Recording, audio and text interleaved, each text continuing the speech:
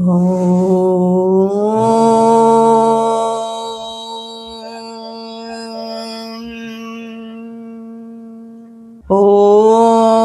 நம சிவாய. ஓம் அகஸ்தீஸ்வராய நமः. நம சிவாய. நாம் சிந்தனையில் நிறுத்த சில சித்தர் பாடல்கள் என்ற இந்த தொகுப்பில் ஈசனை அகத்தில் காண்க என்ற தலைப்பில் வரும் பாடல்களை நாம் பார்த்து கொண்டிருக்கிறோம்.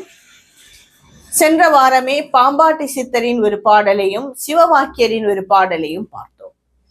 இன்றும் பாம்பாட்டி சித்தரின் வேறொரு முக்கியமான பாடலை பார்ப்போமே.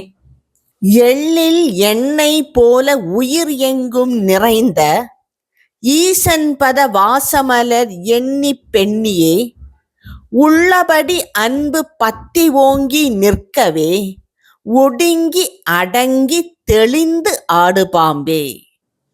எள்ளில் எண்ணெய் எவ்வாறு இருக்கும்? அதன் உள்ளேதான் எள்ளில் எண்ணெய் இருக்கும். ஆனால் நாம் வெளியில் பார்த்தால் அது தெரியுமா? அதை ஒரு செக்கில் போட்டு ஆட்டி அதை பிசைந்து எடுத்தால்தான் சக்கை வேற எண்ணெய் வேறையாக மாறும். எள்ளில் எண்ணெய் இருக்கும் என்று யாருக்காவது புரிய முடியுமா? ஆனால் அதை ஒரு பதப்படுத்தினால் அதில் எண்ணெய் வெளிவந்துவிடும். இதுபோலத்தான் ஈசன் பத வாசமலர் எண்ணி பேணியை, உயிர்கள் எங்கும் நிறைந்திருக்கிறான் அந்த ஈசன். ஆனால் நமக்கு பார்த்தால் தெரியாது. அந்த ஈசனையே மனதில் நினைத்து அவன் பாதங்களையே எண்ணி எண்ணி இருக்கும் பொழுது மெதுவாக அவன் வெளியில் தெரிய தொடங்குவான். நம் மனதுக்கு அவன் தெரிய தொடங்குவான். எவ்வாறு எள்ளை ஆட்டினால் எண்ணெய் தெளியுமோ அதுபோல் பக்தியால் நம் மனதை உருக்கினால் ஈசன் அகத்தில் தெளிவான். உள்ளபடி அன்பு பக்தி ஓங்கி நிற்கவே, அவனை அன்பாக முழு பக்தியுடன் அவனையே நினைத்து கொண்டிருந்தால் அவன் உருவமோ அவன் ஒரு சக்தியோ அவன் நம்முள் இருக்கிறான் என்பதையோ மெதுவாக நமக்கு தெளியும். எள்ளில் எவ்வாறு எண்ணெய் வெளியில் தெரியாதோ அதுபோல் நம்மை பார்த்தாலும் மற்றவர்களை பார்த்தாலும் எல்லாம் இடத்திலும் ஈசன் இருக்கிறான் என்பது தெளியவே தெரியாது. ஆனால் பக்தியால் நம் மனதை உருக்கினால் ஈசன் நம்முள்ளும் இருக்கிறான் என்பது மிக தெளிவாக தெளிந்துவிடும். இவ்வாறாக நீ பக்தியாலே அந்த ஈசனை உன் உள் காண்க என்று கூறுகிறார் பாம்பாட்டி சித்தர். வேறொரு பாடல், அவருடைய வேறொரு பாடலையும் பார்ப்போமே. அண்ட பிண்டம் தந்த எங்கள் ஆதி தேவனை அகலாமலே நினைத்தன்புடன் பணிந்து என் திசையும் புகழ்ந்திட ஏத்தி ஏத்தியே ஏக மனமாக நாடி ஆடுபாம்பே. அண்டமும் பிண்டமும், அண்டம் என்றால் இந்த பிரபஞ்சம் முழுவதும், படைப்பு முழுவதும் அண்டம். பிண்டம் என்பது நாம் தான். இந்த அண்டமும் பிண்டமும் எல்லாமே அவன் நிறைந்திருக்கிறான். யார்? அந்த ஆதிதேவன். இந்த இதையெல்லாம் தந்தவனும் அந்த ஈசனான ஆதி தேவன் தான். இந்த அண்டத்தையும் தந்திருக்கிறான், இந்த பிண்டத்தையும் தந்திருக்கிறான். இதை எல்லாம் செய்தவன் அந்த ஆதி தேவன். அகலாமலே நினைத்து அன்புடன் பணிந்து அந்த ஈசனை உன் மனதை விட்டு விலகாமல் அப்படியே அவனையே நினைத்து கொண்டிருக்க வேண்டும். நம் மனம் வேறு எங்கும் சிதறிவிடக் கூடாது. என் திசையும் புகழ்ந்திட ஏத்தி ஏத்தி, அவனை எல்லா திசையிலும் புகழ்ந்திட, எப்பொழுதுமே அவனை புகழ்ந்து கொண்டிருங்கள், அவனையே நினைத்து கொண்டிருங்கள். ஏனென்றால் வேறு எதை பற்றி நினைத்தாலும் வருபவைதான் வரும், வரக்கூடாதவை வரவே செய்யாது. வந்தாலும் எவ்வளவு நாள் நம்முடன் தங்கி இருக்கும் என்பது பெரிய கேள்விதான். அதை வரும்பொழுதும் சந்தோஷப்படுவதும் போகும்போது வருத்தப்படுவதும் எல்லாம் முட்டாள்தனம்.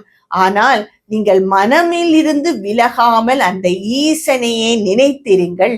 எப்படி? ஏக மனமாக நாடி ஆடுபாம்பே. ஒரு மனதுடன், அதாவது இந்திரியங்கள் எல்லாம் அந்த மனதில் குவிய வேண்டும், அந்த மனம் ஈசனில் குவிய வேண்டும்.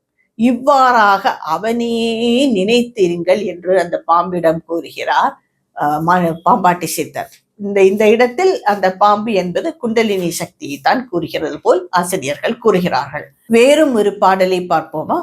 அருவாயும் உருவாயும் அந்தியாயும் அந்தமாயும் ஒளியாயும் ஆகமமாயும் திருவாயும் குருவாயும் சீவனாயும் செறிந்த வஸ்துவை போற்றி ஆடு பாம்பே. அருவாயும் அதாவது உருவம் இல்லாதவனாயும், பிரபஞ்சம் எல்லாம் ஈசன் நிறைந்திருக்கிறான் என்றால் அவன் எந்த உருவத்தில் தான் இருப்பான்?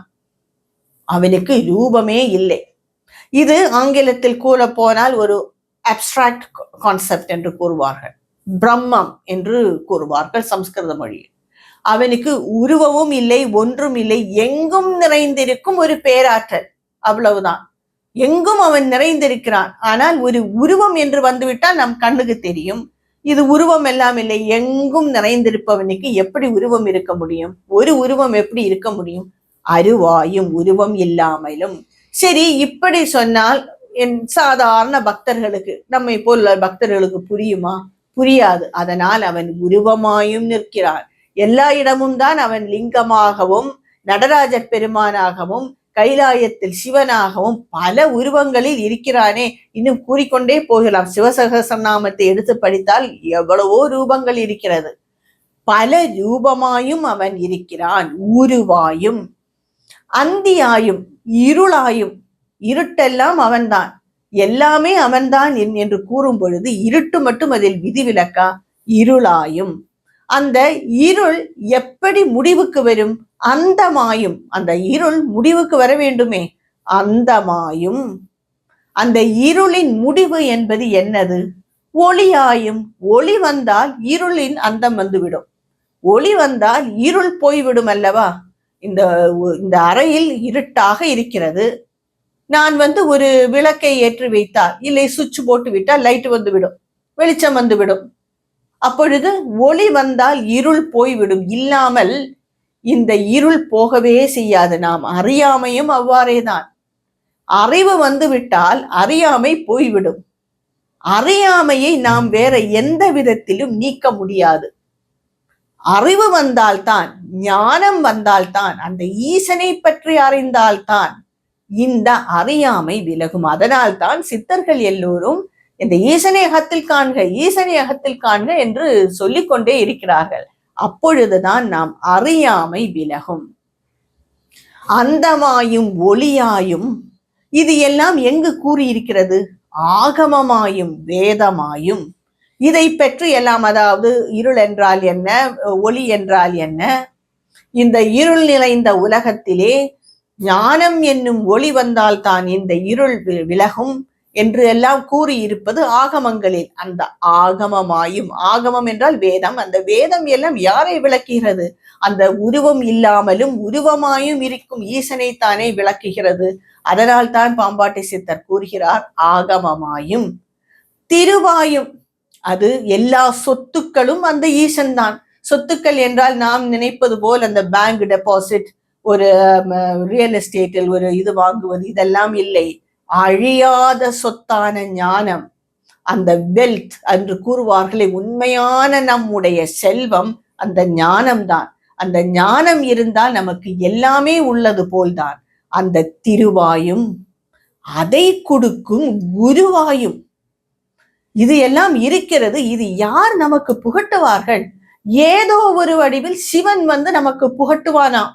பாம்பாட்டி சித்தர் கூறுகிறார், நமக்கும் பல முறை நம் அனுபவமும் அப்படித்தானே. சின்ன சின்ன விஷயங்களில் என்ன செய்வது என்றே திகைத்து கொண்டு நிற்போம். யாரோ ஒருவர் ஏதோ ஒன்று க்ளூ கொடுத்து விடுவார்கள். நாமும் கப்பென்றதை பிடித்து வைத்துக் கொள்வோம். யார் வந்தார்கள்? ஏதோ ஒரு உருவத்தில் சிவன் வந்தான், அவ்வளவுதான்.